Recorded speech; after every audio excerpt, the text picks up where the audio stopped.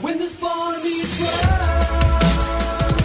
boy meets world. When this boy meets world. What up, bros? What up, bros? And welcome to Bro Meets World. What is Bro Meets World? Your Boy Meets World fan cast. Episode 59. 59. I'm Siege. And I'm your boy, TC. I always like looking forward to seeing what I'll be calling you this episode. It always changes. Exactly. So, how's it going?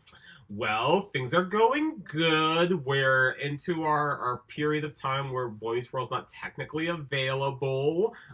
So we're going off of memory for a lot of these episodes. So, you know what? I wrote a lot of notes, and I'm ready to talk about Frankie's introduction into Corey and Sean's friend group. Yeah, honestly, this episode, it's one of those episodes where, like, did it feel necessary? No. But do I hate it like I've hated some of the previous ones? Also no. You know what? I think this episode was only necessary because it explains what the fuck happened to Joey. Unfortunately, we don't even see him to say goodbye to him. He's ousted right away.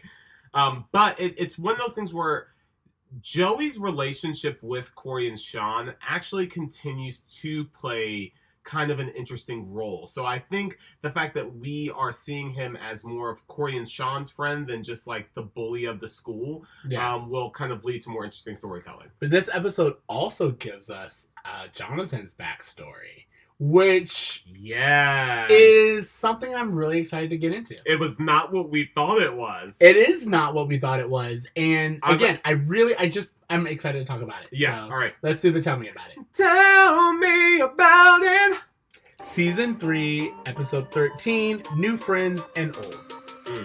Mr. Feeney asks Corey and Sean to take school tough guy Frankie under his wing, and they discover his reputation makes younger students their willing slaves. In a B storyline, Jonathan's wealthy ex-girlfriend re-enters his life. Alright, and that's it.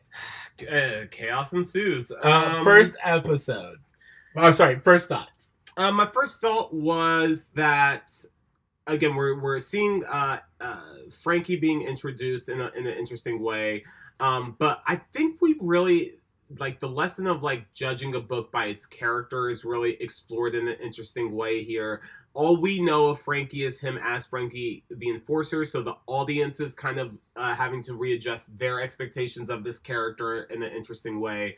And then Jonathan's backstory was so different than what I had, assumed it to be, that it's just interesting to see how all of that plays a part. It is. I think there are a few things going on in this episode. I think that we're constantly in this episode being taught to question our first assumptions.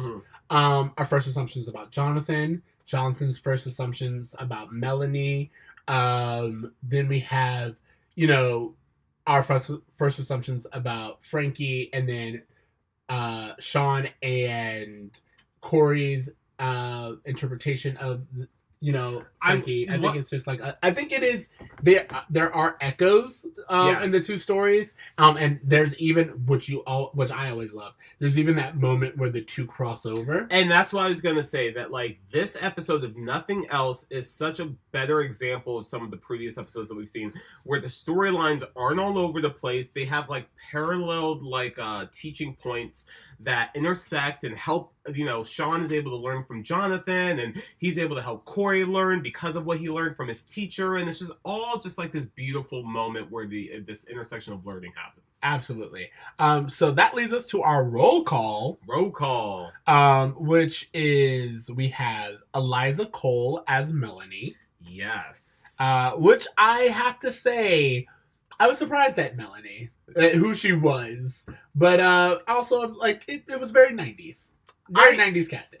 This whole Jonathan storyline, while it was something that, like, I guess added to his character, because Jonathan's story seems to be so separate from Sean, I'm not really as invested in it. Like, what we've been seeing from Jonathan is him and Eli and him and women, and nothing that really relates to him as a teacher or his relationship with Sean, at least in the last few episodes.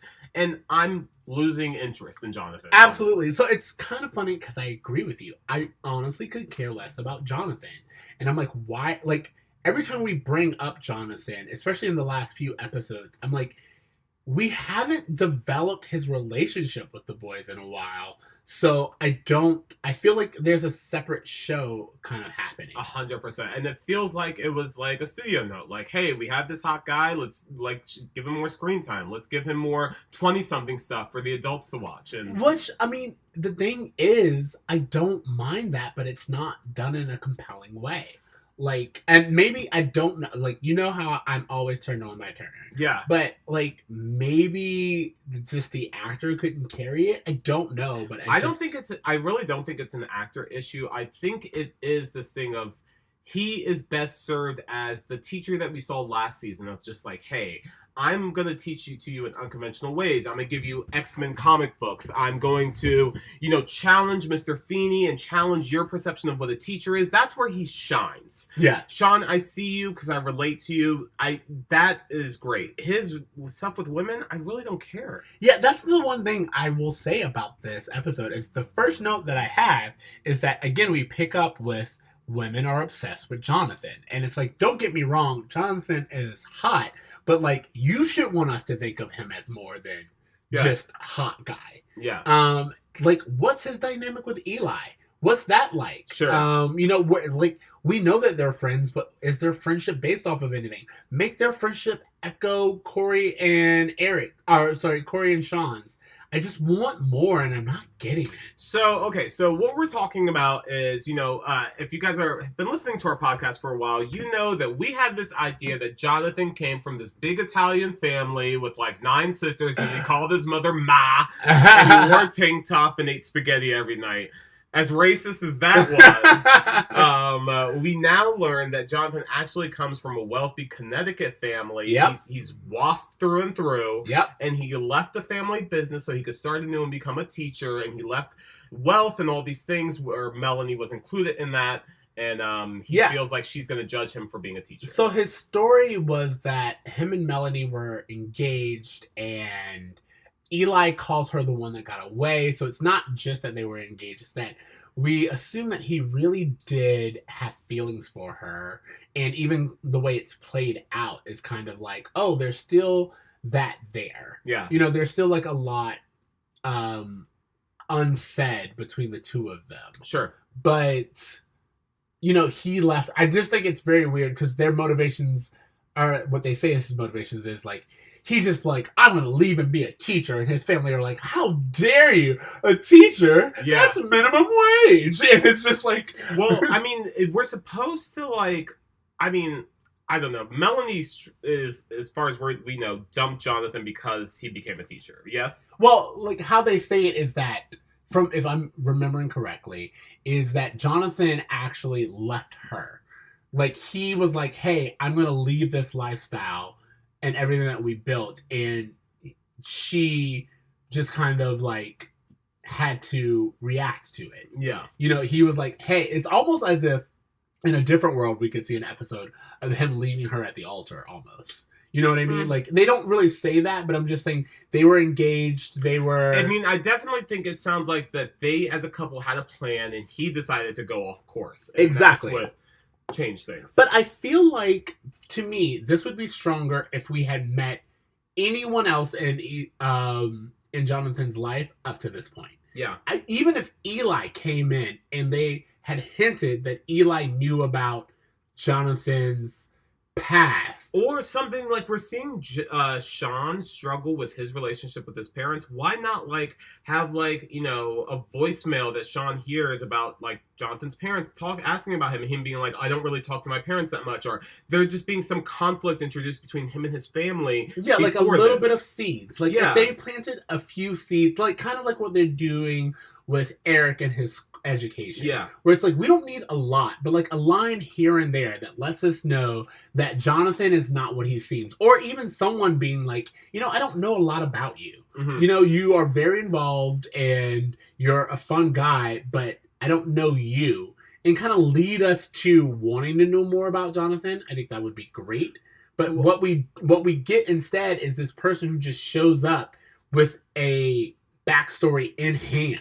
Well, the other thing is that this backstory plays no part into who Jonathan becomes and plays exactly no part into like changing his storyline. Like it's one of those things where like, hey, Jonathan used to be rich, he gave it up for this girl, we never gonna speak about it again. It's never gonna have any lasting consequence. So even at the end of this, where it's like this moment of like, oh hey, you know, people are learning to not judge each other based on wealth and all those things, it still is just kind of a pointless thing that only is.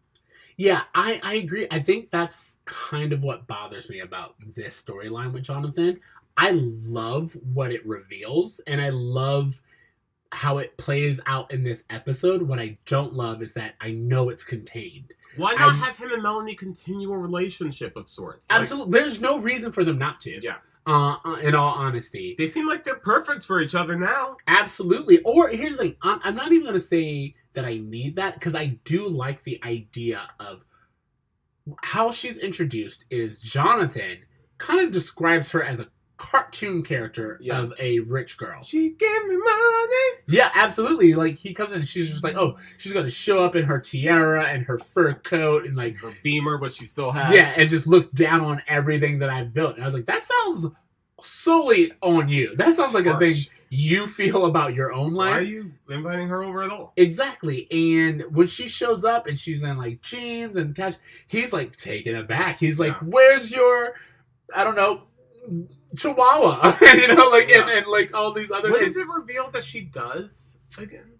She started her own company. Okay. And I thought that was really nice. And like, oh, it's a bookstore, right? Yeah. Yeah. And but here's the thing. I feel like it's really funny. What I love about this episode is that Melanie is constantly pushing against Jonathan's expectations, and it kind of shows us who Jonathan is, because Jonathan's just always like, I expected this from you. And she's like, yeah, well, no. She's like, I moved on, number one. I became my own person. I have all of these things. Yeah, I still have my Beamer, but like, I realized that I can have both. Yeah. And in a way, she's kind of the better version of Jonathan. Sure. Because Jonathan, like, left his family and shunned it all. And she's like, no, you forced me to think about things and re-examine my life choices. And I had to come up with a backup plan because you destroyed the plan that we have.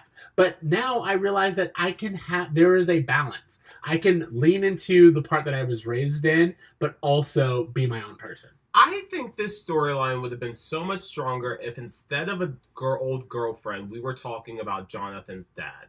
Him and his father having like this point of contention because of the way he like left things.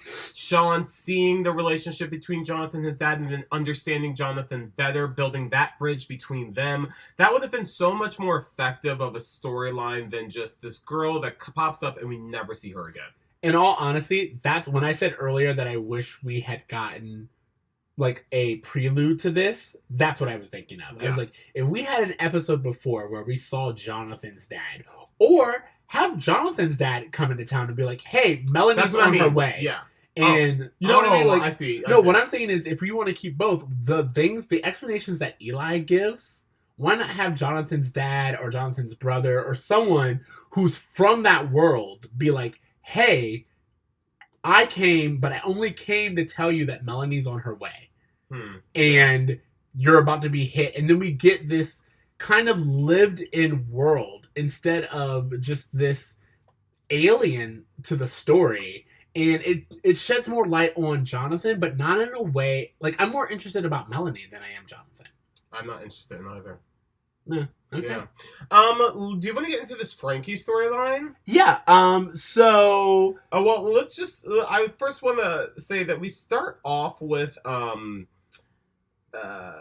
Sean and Corey in cheerleading outfits. Do you want to talk about that scene at all? That was going to be my bro moment. Oh, was it? Okay. Just because I liked the fact that we kind of pick up on. This is one of those episodes that TV does every now and then, where we are used to having hijinks and storylines that are kind of out there, and this episode picks up in the middle of one. Yes. You know, and I liked that. I loved that we were like, okay, we have so many questions. How did you get there? Yeah. Why are you doing there? What's going on? And then later on, even Sean and Corey being like, you know, I don't know how to say this, but I kind of like it's the breeziness. It's like, yeah. I do want to talk about this for a second, because what we learn is that both Frankie and Joey did this prank on Corey and Sean, Yeah. where they, on school grounds, burned their clothes with fire, forced them to wear cheerleading outfits, and sent them on their way.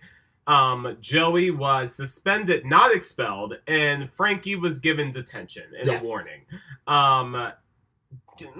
If you set a fire in a school, and like, imagine if you saw this news story, like, kid sets another kid's clothes on fire at school. 2 questions. Have you tried being white? I have not. And I hear it's great. And have you tried being a white male in the 90s? Whew. God, Pre-Columbine, by the way. Whew, if I had $1, I'm just saying that we are dealing with a different world here, and also we're on TV, so hijinks. It's just boys will be boys. But yeah, there is some like little sexist overtones that I'm sure we'll get to in the bro moment. But basically, Feeney tells Frankie the Enforcer that he needs to find better friends, and he recommends Sean and Corey. So what I like about this episode is that Sean and Corey are not good friends. No. And I love that. I love that what we get, again, this is something to where Frankie's evolution, I'm way more interested in, and it's done better, in my opinion.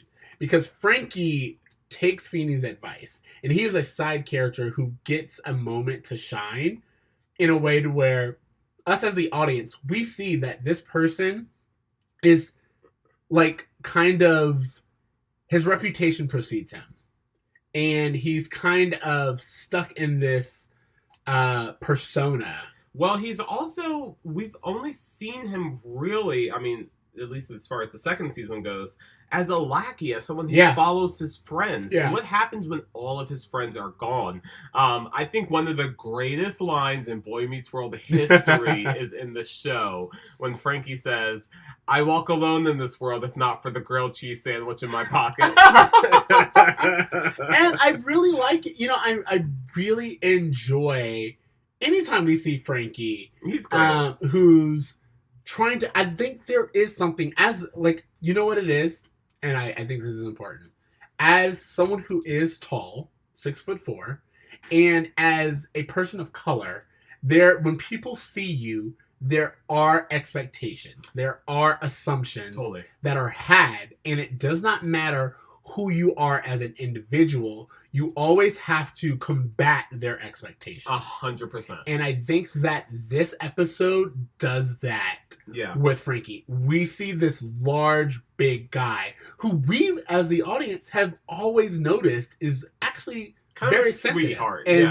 And creative and talented in multiple ways. And we even meet his father, who is intense. That dynamic is fascinating. Also and then we meet his mother. So, like, in a really funny way, by the way. Absolutely. She has been there the entire time. She's in this meeting the entire time, but she's blocked by both Frankie and his dad. You don't even know she's in a room because she's so tiny. Exactly. And so, from that, it's really interesting for this episode to explore what it means to be physically different from everyone else and have to either lean into that, which is what Frankie does in the beginning, or try to fight against it and still have people stick with their assumptions. Yeah, totally. One of the things that comes up that we see is that Corey comes up with this idea to become Frankie's friend to avoid getting beaten up. Yeah. This storyline, I don't know it kind of reminded me of a Hey Arnold episode. Yeah, very Hey Arnold. Just like, hey, you know what? You're a bully, but we're just going to help you out, and you can follow me, and I'll show you the ropes of how to do this. But it turns into this thing of the boys taking advantage of Frankie. Yeah, and honestly, now that you've said it, this completely could be a Hey Arnold episode. It reminds me of the Soup Kid episode of Harold. Yeah, but I just feel like it's very much in that vein of our main characters are not the hero. Yeah. And it's only by happenstance. It's by Sean overhearing Turner talk about all of his assumptions with Melanie that we even get the conclusion to where Sean's like, wait a minute, there is more to this person than I actually gave credit to.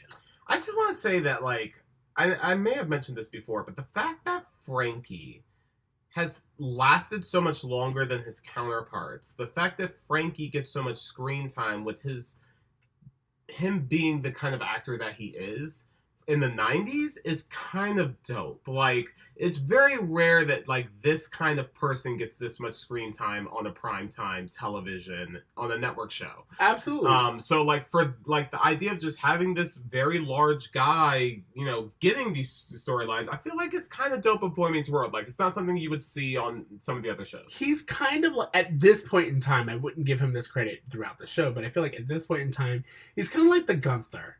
Yeah, from Friends, you know, where it's like he's a character that we don't really spend a lot of time with, but we still, or Janice, I think would actually be a better analogy, to where it's like we don't get a lot of time with them in the arc of the series, but we do have an understanding of where they come from and their motivations. Well, one thing I will say is that I feel like Gunther and Janice stay pretty one note, whereas Boy Meets World does a pretty good job of making Frankie 3D. I think that Janice, at least, the reason why I changed her character is she's actually not one note in the first 3 seasons. She only becomes one note in the later seasons. Guest stuff, yeah. When, like, in the later seasons, they just make her this annoying person, whereas in her first 3 seasons of appearances, she has family, she has an ex-husband, she has feelings about Chandler and all this, you know, she has like an interaction with the group, and it's only later on when the writers decide that she's just annoying cameo person that she becomes one note. But she actually, you know, she leaves Chandler at one point in time. Sure. She's like, this isn't working. I have to do what's right for my family. And I feel like that's what we get with Frankie right now, where we are getting someone who was a side character, but the writers realize you're actually pretty interesting. Yes. And I feel like they just found a character that could really build something out with.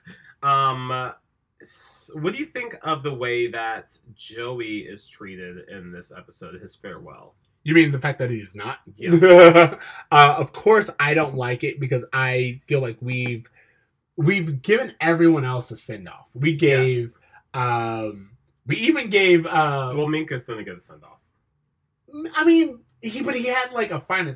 Well, actually, I will argue Minkus does get a send off, but not yet. Not yet, but he does get a send off. And so does Mr. Turner. But Joey just doesn't. Harley got a send off. Harley got a send off. Griff got a send off. Yeah. The only person who didn't get a send off is Joey. And I feel like Joey actually participated more. There's one scene where they're talking about, hey, yeah, we want to be your friend. And, you know, Sean, they're like, oh, we can go to poetry meetings. And Sean's like, I hate poetry. Which, if you know where Sean's character goes, I know, right? It's always super hilarious. interesting. Yeah. There's one scene where that I want to talk to you about. We get some interesting language from Corey, who, when discussing Frankie with his mother, says he doesn't need friends. He's a thug. He scares people. Yeah. Thoughts? Yeah. I wrote that Frankie is considered a thug, but he mostly just walks around. We show him Frankie is just moving through the hallway. Well, no, that's the thing, is that, like, I feel like Boy Meets World does... They create this juxtaposition with Frankie, because on one hand, he's just a sensitive poetry reading guy, but he just burned their clothes to the ground. Well, we didn't see it, so we don't know if Joey did it and he just didn't stop him. You know what I mean? Well, Joey's not the muscle of that group. No, he's not. But what I'm saying is, very often, even when we see Frankie be, quote unquote, the enforcer, it is really Frankie with his friends, and his friends are like, hey, muscle, attack, or react, or engage, whatever they need him to do. And even when the boys do it, we see that they are like, oh, hey, you won't like it when our guy Frankie shows up. And Frankie's presence alone creates this fear. And I don't blame him for every now and then just leaning into that fear. But I have a very strong idea that Frankie showed up to school one day large guy. Everyone avoided him out of fear, and the only people who spoke to him were Joey and Harley. Yeah, I do think that the reason why Frankie was with them was because he was hanging out with these people who he felt like these people accepted him because they felt they could benefit from him. And Frankie even goes as far as to say that to Feeney later in the episode. I actually like that Feeney's like one-on-one was with a student that wasn't one of the main kids. Yeah. Where he's like, you know what? I loved that. Yeah. Corey and Sean are basically using me as the enforcer the same way that Harley and Joey did. And I love that Frankie got to a point where he was like, I'm done being used by people. And I thought that was a very mature thing for him to kind of come to, and him to be brave enough to be like, you know what, even though these people, like, this is my only chance of making friends, and I'm willing to risk that just so I can have more sincere friends. Yeah, when will they stop taking advantage of me? Yeah. And Feeney's response is, when will you stop letting them? Yeah. And again, I love that we get Feeney's interaction with another student, and I love that advice. It's very, I feel like it's something that even as adults, you start to be like, my intentions are so pure, and my intentions are great, and why won't anyone appreciate that? And Feeney's like, well, what are you doing to stop them from doing that? Like, are you enabling it? Sure. Are you allowing it? And I think I really value that. Corey and Sean lean into being a bully really easily. Absolutely. Do we want to talk about that at all? Because they as soon as they realize that they can scare 7th graders with Frankie, they do not hesitate to take advantage of it. And as characters that got bullied themselves, you would really think that they would kind of have that, like, you know what, let's change the way this dynamic. And actually, not at all. For me, it makes sense. Almost always you have that reoccurring trope of people who are powerless getting a little bit of power and then being the exact same, being just as cruel as the ones who they hated. And that brings us to another person on the roll call, who is Adam Wiley, who plays Robert, who is another one of these character actors who is all over the 90s. Everywhere, yeah. I don't know if anyone knows this, but he's mostly seen as a child in the 90s. But in the late 2000s, he shows up in Gilmore Girls, kind of as the same dorky character, but as a teenager. And it's really interesting to just see the adult version of him. What's his name? Adam Wiley? Adam Wiley. And he's in Gilmore Girls. He's in Rory's senior class. And I just remember the first time I saw him on that season, I was like, I know exactly who you are, and it's hilarious. Oh, good. Why? I wanted to look him up because I feel like I've seen him in something. He's been in a lot of things. Hold on one second. He was in Child's Play 2. That's where I know him from. He's in a lot of things. I know he's on Full House. I know he's on all of these 90s sitcoms. No. It was Child's Play 2. Like, I had something in my mind. I was like, I know this motherfucker from somewhere specifically. Okay, yeah, cool. Okay, also Robert, a.k.a. Dances with Sweaters. He was also on Walker, Texas Ranger. Oh my god. Can we just talk about Walker, Texas Ranger? I love it. I mean, it makes me really sad to know who Chuck Norris is in real life, but Walker, Texas Ranger was a phenomenon in school. It was. Do you remember that? Yes, I remember. It was just I watched it all the time. Me and Tyler have watched through Chuck Norris's entire filmography. Are you serious? Multiple times. Oh my god! I think I actually own several Chuck Norris movies. No, Chuck Norris was 90s badass in a way that I can't think of an equivalent. Chuck Norris has a movie he's done in at least 3 different movies, or 2 movies in one episode of Walker, where a car is trying to run him over, and he runs to the car, does a kick, and then through the glass, his foot kicks the neck of the driver that's driving it.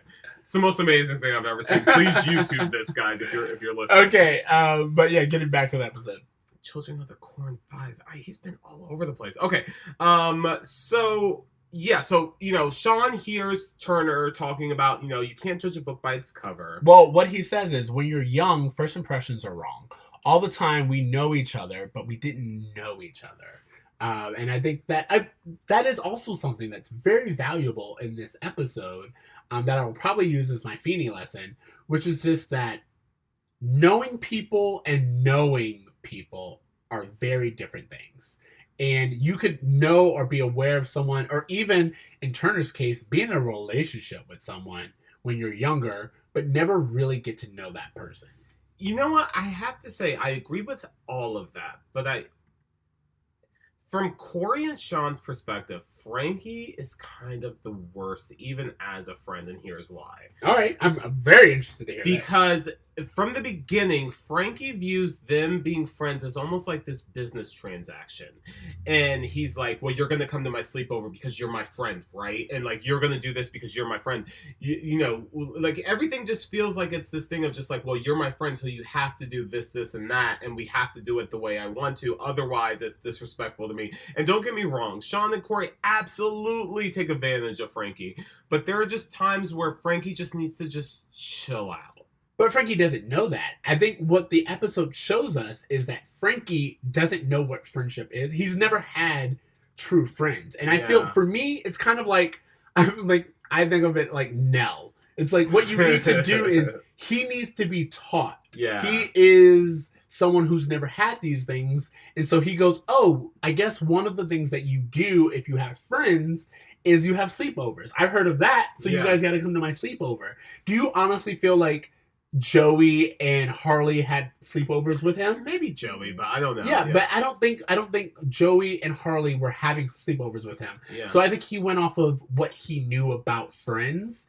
And I think that what happens is, again, because he is large, they just assume they had to do it. Sure. You know what I mean? And I think that Frankie has an authority due to his size that when he requests something, it comes off as a demand. Sure. Maybe that's it. I felt like Frankie was expecting a lot of friendship where I don't think he ever took the time to try to get to know Corey and Sean better either. So, I mean, obviously it's just a 30-minute and it's a very, like, quick episode, but I never felt like he kind of made the same effort that he was expecting Sean and Corey to make. All right, I mean, but he also didn't take advantage of them right off the bat. Yeah. You know what I mean? Okay, anything else you have to say about this episode? No, I felt like it was kind of, whatever. I feel like we covered our bra moments, unless, do you have a new one? Do I have a bra moment? The only other moment I will say that I liked from this episode is in our epilogue, we get, Frankie's dad, of course, Frankie Sr., and I just love how Amy's like, Francis, you don't act like this at PTA. You know, like she was just like, again, another one of these subverting expectations where she's like, why are you behaving like this? This isn't you. Frankie says something in this episode that I say all the time, where I think it's just this little one-liner that stood out to me when I was a kid watching this, where they're like, Frankie, where you been all our lives? And he's like, around. And I say that all the time and no one catches the reference. Oh God, I've never heard of that reference before, but I really do enjoy it. So did you have an additional bra moment or a Feeny taught me? No, I think the Feeny taught me was pretty laid out. Like, you know, people will stop taking advantage of you when you stop letting them take advantage of you. So yeah, okay. Well, I like that. To that spirit, let's do our grades and then homework. What grade are you giving this episode? B minus. I'm gonna give it a C, but I think B minus is great. And you know why? Because I appreciate that they tied the storylines together. I feel like that's something that Boy Meets World, when they do it well, I think is really impactful. So I'll give it at least a B for that much. And I'm gonna just give it a C. I feel like it is average. Sure. I feel like this episode is average. As much as I love what was brought up, I feel like the episode as a whole is just average. Sure. Okay, homework. What homework do you have? You know what? This may seem a little strange, but I kind of want to give a shout out to another Boy Meets World podcast. No, let's do it. Let's promote. And this is just because, again, I'm just such a fan of Boy Meets World that there's actually a podcast called the Feeny Call Podcast. where a group from Chicago talks about Boy Meets World, and they're kind of going through the same journey that we're on. But it's just it's a female and a male, and I just think they have a pretty interesting take on it. Like it's one of those things where it's like, oh, I wish I could have a conversation with them about this show, because it seems like they also appreciate it the way we appreciate it. Honestly, I say we reach out. Yeah, I mean, what's the worst that could happen? They say no. I mean, like it's fine. And yeah, I think the more Boy Meets World lovers, the better. Exactly. So the Feeding Call podcast, it's one of the, when we began this podcast, we were looking at what was out there as far as Boy Meets World podcast, and we just didn't feel like anyone appreciated the show the same way we did, or took away from it the same way we did, and where I feel like the people who do this podcast do. So just be as a Boy Meets World lover to fellow Boy Meets World lover, I'd say check out the Feeny Call podcast and see what they think about the episodes that we've reviewed, because they're actually still in the first season. So okay, I would love that. And honestly, our first season was kind of like touch and go. If you have a good first season, I'm here for you. Also, yeah, you're right. I think that there are episodes, there are podcasts that when I listen to them, I'm like, why are you watching? You don't seem interested. Not at all. And I'm not going to name their names because, like, I don't want to do that, but I just listened to a few episodes. It's like, honestly, one of them, their theme is, hey, I'm bored by Boy Meets World. And you're like, okay, so why do a podcast on this? Or just, like, talking about it without appreciating what Boy Meets World is as far as just like its legacy. Like absolutely. I want to talk to a fan. I want to hear from a fan. I don't want to hear from people who are passively watching it. So. All right. Well, that being said, everything we just talked about will bring me to my homework, which is the Joker. Hey! I want everyone. By the time this episode comes out, Joker will have been out for a few weeks, and but specifically to our